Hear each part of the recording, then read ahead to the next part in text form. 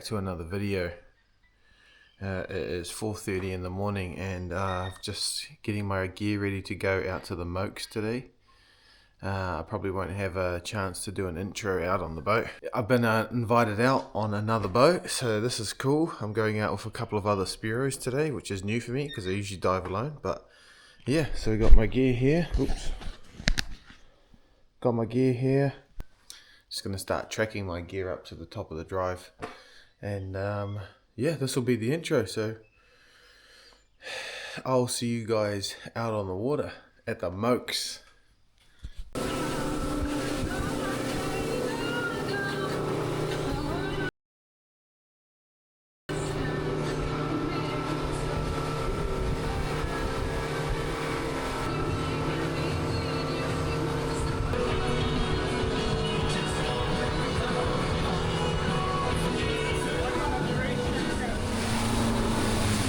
Welcome back to the channel, guys. So we made it out to the Mokohinau Islands after about a 1 hour and 15-minute trip, and the water at the first stop looked blue as blue. It was super clear, and when I jumped in here, it was about 12 meters viz, 12 to 15 in some spots. But as you're about to see, the viz closed in on us as the tide moved in, so this was the best viz we had all day. Anyway, so Dhiren is the guy that just passed me the speargun. He was the guy that invited me out on his beautiful 650 Surtees. So he handed me my new Riffe 110, which is an amazing gun, by the way. It is so accurate and so consistent, it's unbelievable. I'm just super happy with how it performs and its ballast, the balance in the water, and being able to maneuver it around reefs is just unbelievable. So yep, I dropped down, first drop of the day, lungs are dying already, and I get back to the surface, but you can see the viz was just outstanding. I keep moving up the coast, and we just have a nice school of trevally mixed with blue mau and the odd kahawai. So I drop down, hoping to get under them and just sit there for a bit to see if any kingfish come in, but no luck. And I sit in the middle of the bait ball and I'm just spoilt for choice. I actually can't choose which one to pick, so I don't actually end up shooting anything in this dive here.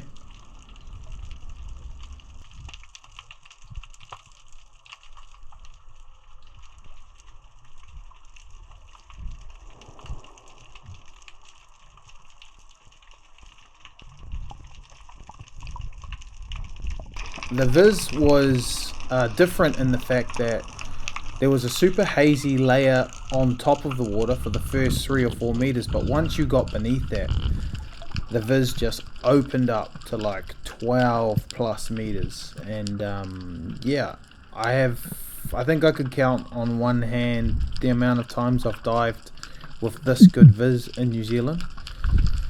So just before this dive, I saw a massive kingfish swim through with the bait in the trevally just by himself. He had a big chunk taken out of his head, what looked like to be taken out by a spear fisherman. Yeah, but I wasn't quick enough, so I kept moving up the coast, and I came over a small ledge and I could see a couple of pinkies just hanging up on top of the rock there. And so I stopped, and then I made the decision to make a quick duck dive, and then there were a few more hanging out just over the ledge.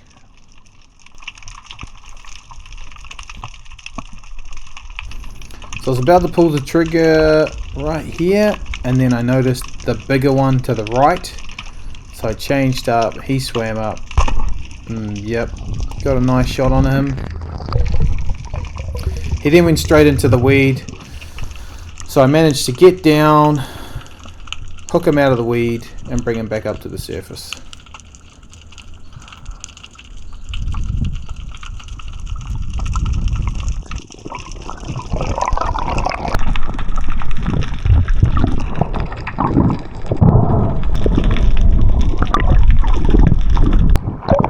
put that pink mau in the float boat, and then I went back to the same ledge, and there was a bit of bait hanging out.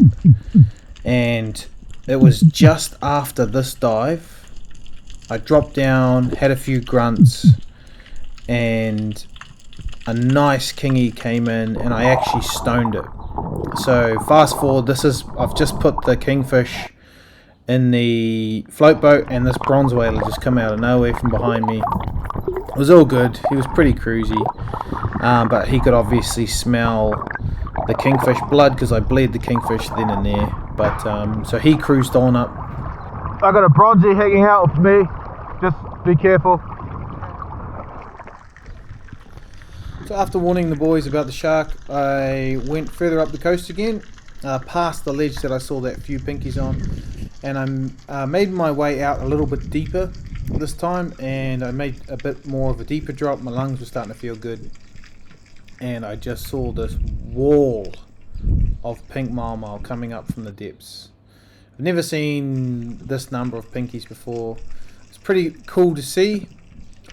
As you can see, they just dropped down into the depths following the reef up, but it was just an absolute scene down there, and managed to pick a nice one off.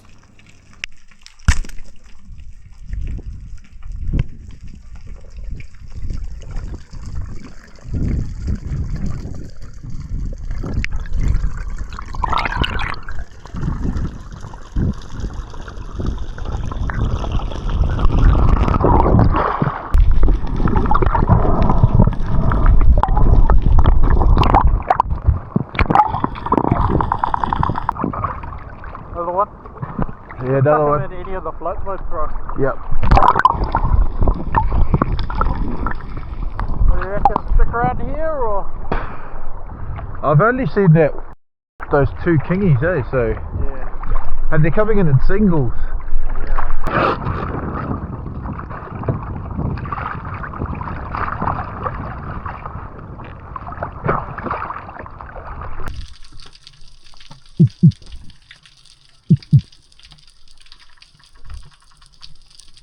So after talking to Dhiren, I moved back towards the boat, made a couple more drops, saw a nice pinky, and yep, safety was on. But as you can see, those pinkies, they just go straight down if you chase them, so there was no real point. I thought about chasing it and then thought, nah, not worth it.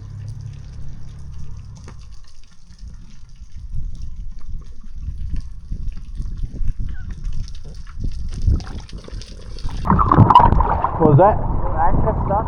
Oh, is there So anchor this stuck? segment here was a really good display of safe diving. So I'll go and come over and have a Dhiren's look. dad got the anchor stuck on the boat, and it was, I Oh, thought it was only 20 meters, Yeah, nah. which I could do I'll take my comfortably, camera off and but let 'em get it. it was actually 30 meters, I'll have a go at getting the anchor, which bro. Dhiren told me here. And so I took my camera off, gave my gun up, and I gave it a I've go. done 30. And I got my hand on the chain, I could see the anchor, and that was down at 26.5 meters. And I was able to give the chain a bit of a tug. It was stuck between two rocks. However, I wasn't able to get it, but on my way up, John met me at about 15 meters and watched me the whole way, which was epic. Felt super safe. I was all good, didn't even get dizzy, but yeah, very, very cool to be diving with experienced divers like that. That's a big bugger, eh?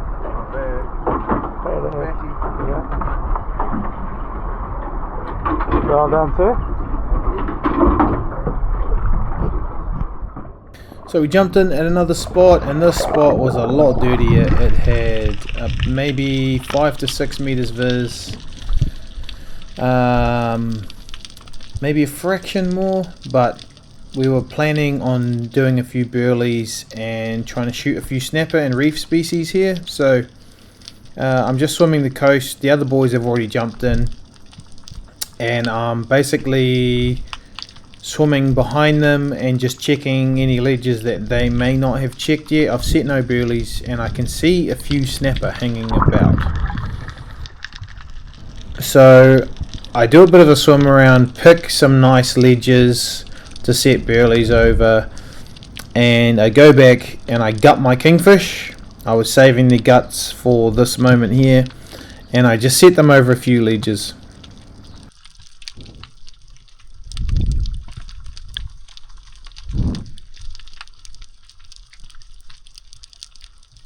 Once I'd set my kingfish gut over a nice ledge, I literally saw no more snapper after that. I saw a whole heap of moray eels moving on the kingfish guts, but the snapper were gone.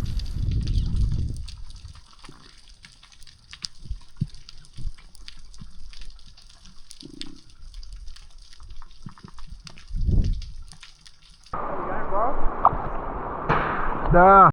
I spent all my time back over on the ledge over there, burleying up. Yes. No snapper. No snapper.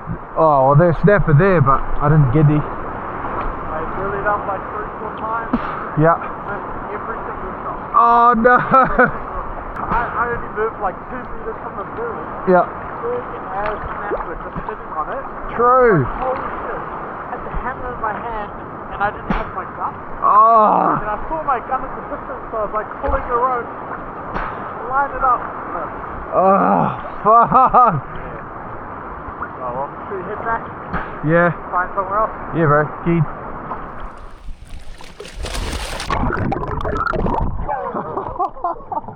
That's so good. Yeah.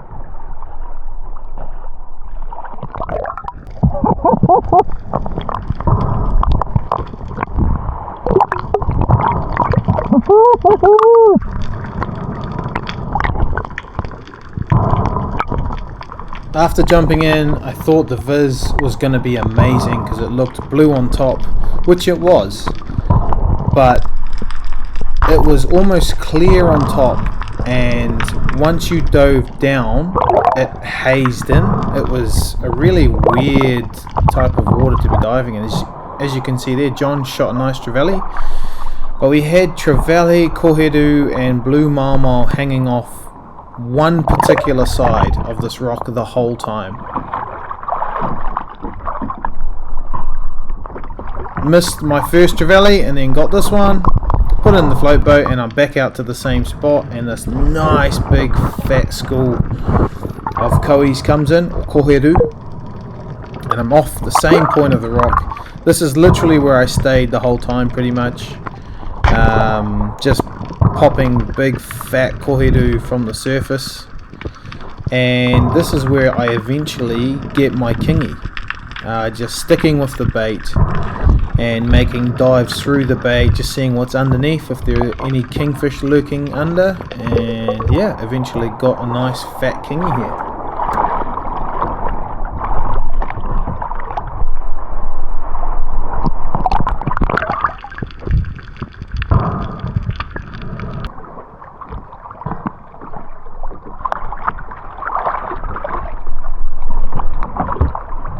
So many kois and trevs, eh? Yeah, boss. I reckon it's only a matter of time. Yeah, 100%. Current. There's no current though, eh? Yeah. It's like dead.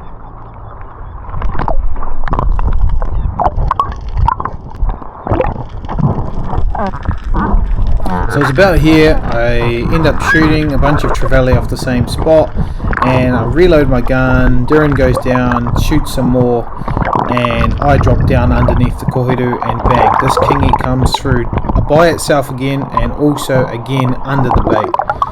And yeah, this one I didn't quite stone, I was a little bit too far back on it, but I was close, and the boys just came in to guard me, which was good, just in case there were any sharks around.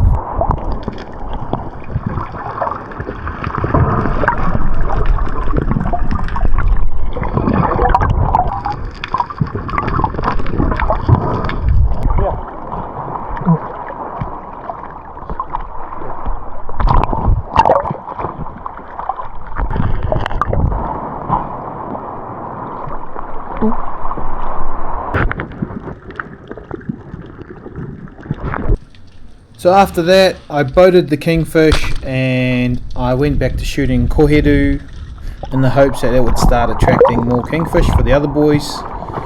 And I was gutting them on the way back to the float boat, and I was just amazed at the amount of big snapper that were hanging out mid-water just waiting for the guts.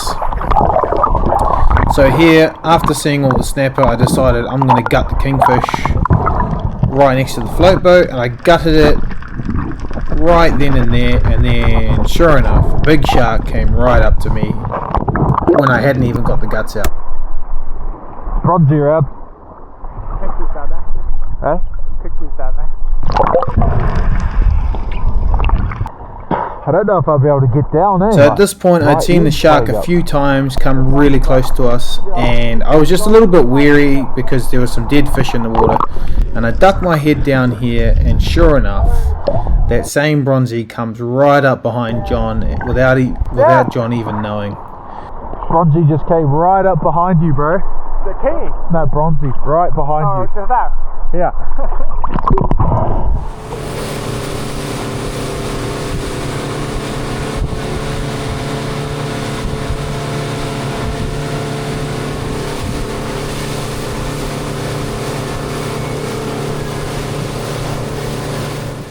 Not bad, mate. Pretty good haul, I reckon. Those collies though, eh?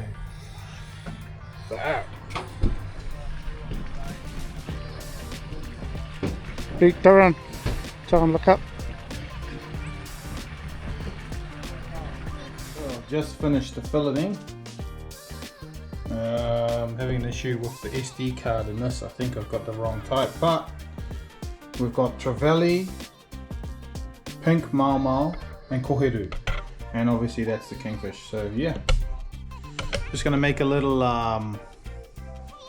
ceviche with the koheru because it's nice and soft and really fatty. So yeah, I'll save the pink mau for burgers and trevally probably sashimi, and then I'll probably just give most of this kingi away to my family. And yeah, let's get into it. If you don't have one of those flash steamer containers with the grates in them, what I do with my kingfish is I put the first layer of paper towels down, and then I stack kingfish on it and then paper towels again. Because what you want to do with kingfish is keep it dry as possible while you're refrigerating it. It's when it sits in its own juice, it starts to get a bit fishy. So yeah, I've eaten kingfish like a week old without freezing it in this method, and it's still no fishy taste. So yeah.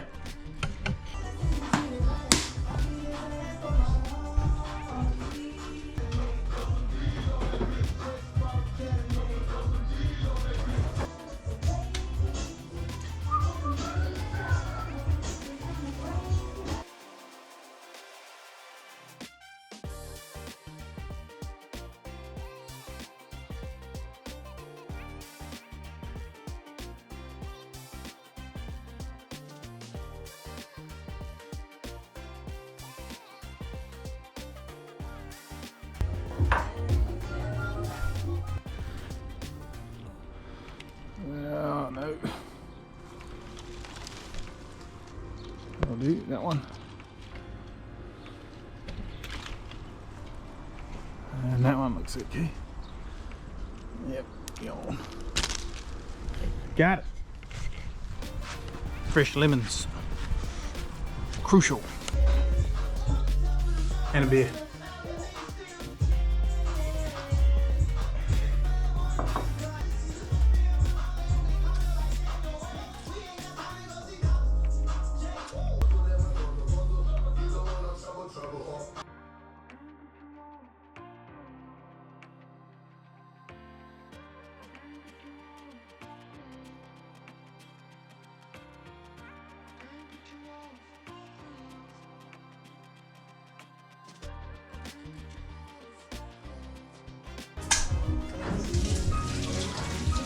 Oh, it's good.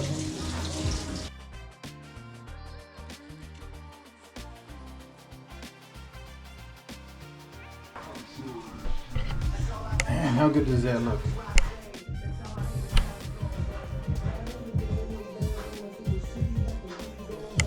I could just eat that like that. Unreal. Right, you've seen me chop all the ingredients. That's it. Chop small into my bowl. Don't forget the beersy. That's good. A beer when you're filleting just tastes different. So last step So all we've got in there is koi, or koheru, tomato, avocado and onion. The final step, the Kara coconut cream. Bang! This is the only coconut cream.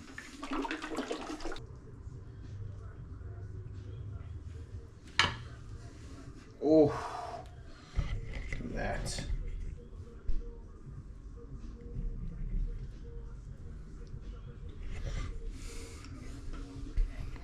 Koheru ikamata with corn chips.